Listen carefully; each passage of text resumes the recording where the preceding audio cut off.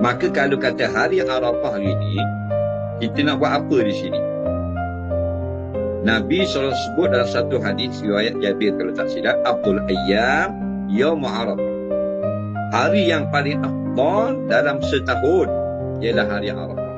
Kalau dalam seminggu hari Jumaat. Kalau dalam setahun hari Arafah.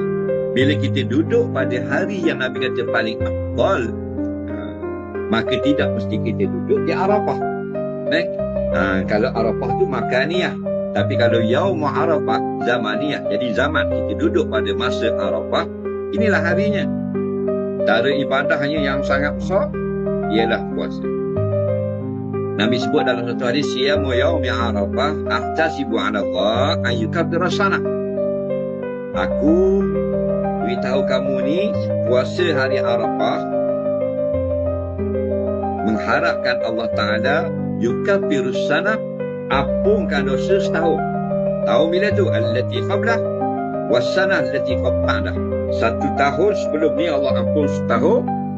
Tahun depan ampun pula setahun. Dah tahun ni dengan tahun-tahun ni kapit dengan ampun jadi ampun lagi 3 tahun. Kata setengah ulama. Sehari je puasa. Tahun depan ampun dosa. Tahun depan banyak mana dosa kita. Tahun depan tak tahu lagi. Kemungkinan banyak pada tahun sebelum lagi. Tahun depan. Wallahu a'lam. Ampun juga dengan hari Arafah. Itu kita berpuasa di sini.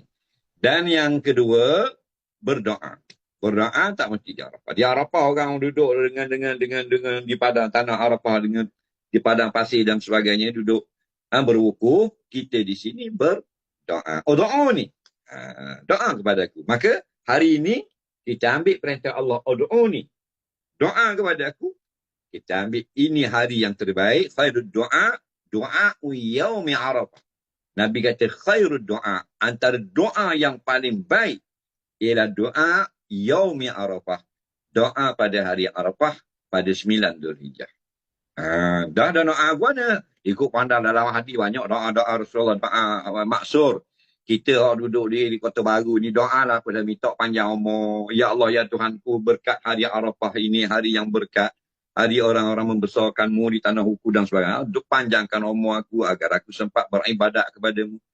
Angkatlah pandemik atau musibah yang sedang menimpa negara kami ini. Doa apa saja. Asalkan doa itu baik. Doa bahasa Melayu boleh, bahasa Arab boleh, Kamboja boleh, Perancis pun boleh. Itu Ustaz. Terima kasih Ustaz.